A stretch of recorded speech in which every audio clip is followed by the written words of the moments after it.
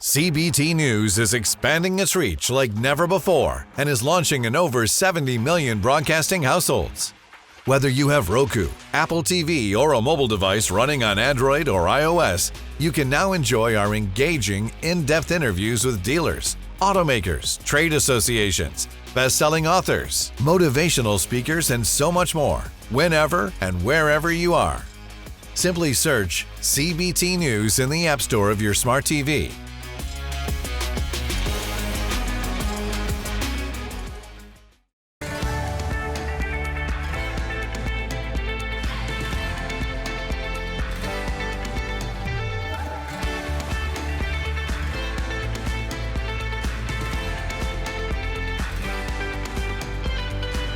Welcome to CBT News with Shyann Malone. Good morning, everyone. Welcome back to CBT News. I'm Shyann Malone. Thanks so much for watching. And now here's today's top stories. Stellantis CEO Carlos Tavares has reaffirmed the automaker's decision to avoid price cuts, even after a year of declining MSRPs. During a presentation on the company's new electric vehicle platform, Tavares explained the brand was protected from fluctuations in demands by its strong profitability and expressed concerns that weaker prices could lead to a corporate takeover. In an apparent reference to Tesla, which implemented frequent discounts across its lineup throughout 2023, Tavares added, quote, "I know a company that has brutally cut pricing and their profitability has brutally collapsed," end quote.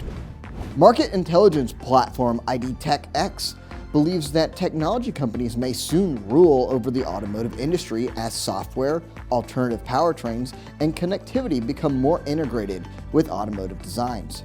In a report, the firm claims the increasing prevalence of electric vehicles with autonomous driving capabilities and internet connections had given tech developers more insight into the car market.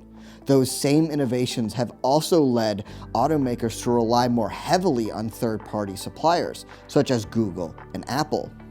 IDTechX expects to see even more partnerships between tech giants and auto brands in the future, pointing to the new collaboration between Amazon and Hyundai as the latest example of the car industry ceding control to big tech.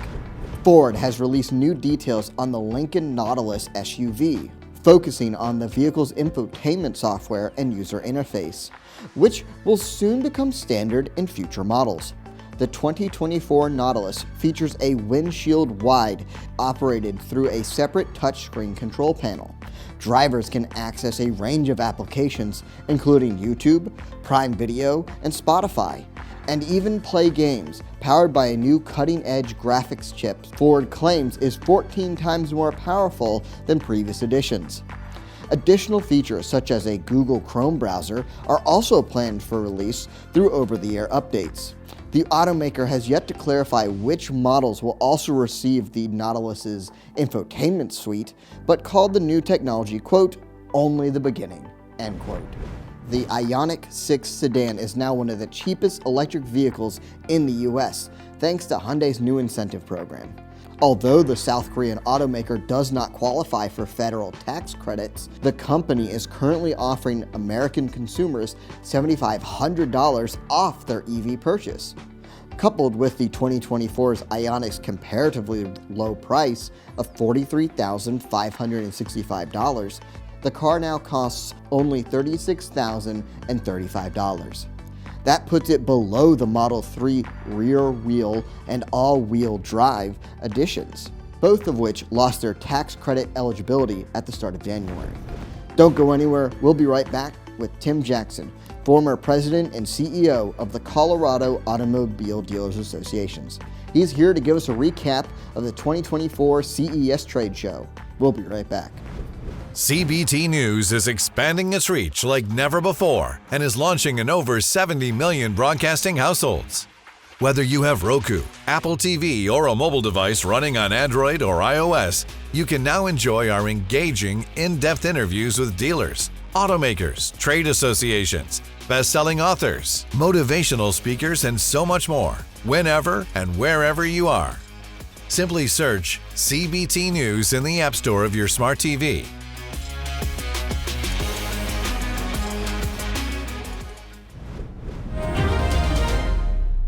Tim, thank you so much for joining us on the show to kind of give us an overview of what you witnessed out there at CES. It's a very exciting show. It gets a ton of traffic. People come in from all over the world to attend this. Very exciting stuff. So tell us, what were some of the key takeaways for you? Sure. And by the way, Jim, on the event, it's just amazing. But it's in its 100th year. This was its 100th anniversary year. And it was how many years? It's one of the largest. Did you say 100? Yeah, 100. Yes. Wow. Really? Yes. Wouldn't you love to see some of the technology from the first year? You know what I mean? 1914, yeah.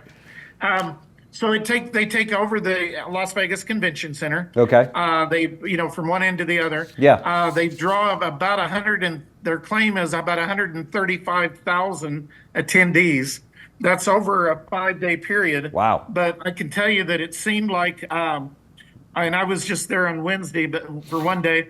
But it seemed like there was 135,000, and just that day, because you couldn't cut that crowd with a knife. They were packed in there. It was for dealers amazing. watching. That's like 4 times the size of the NADA in terms of number of people, right? It is, yes. Yeah. Wow. Or at least, yeah. Yeah. So talk to us about some of the key takeaways for you. Sure.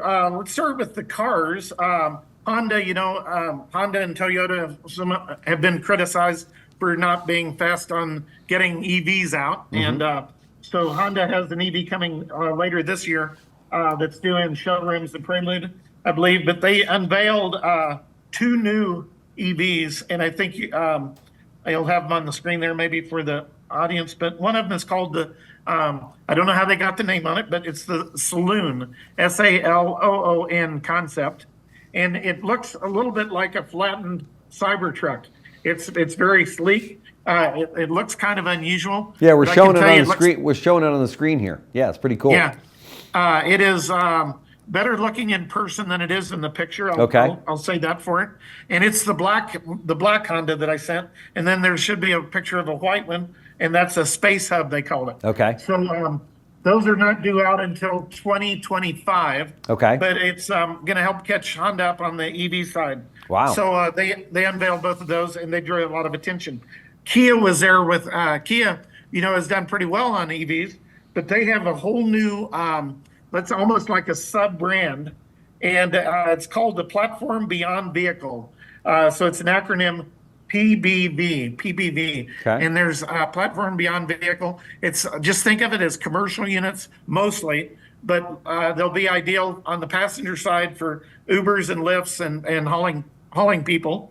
Others are van type or panel truck type, so they'll be ideal for hauling freight. And they actually unveiled one that will be a pickup, and you wouldn't expect that from Kia, but they had that at the Consumer Electronics Show. And then and I think Kia's been doing a great job from a standpoint of product line and merchandising. So this will be definitely a boon for the Kia dealers. And be sure to watch this full interview right here at cbtnews.com. Well, that wraps up our show for today, but we do invite you right back here tomorrow morning on cbtnews.com. And remember, you can stay up to date with the most recent news and trends influencing the retail automotive industry by following us on TikTok, LinkedIn, Facebook, and X, formerly known as Twitter. I'm Shyann Malone. Thanks so much for watching. You have a good one. CBT News, your #1 resource for auto industry news and content. CBT News is expanding its reach like never before and is launching in over 70 million broadcasting households.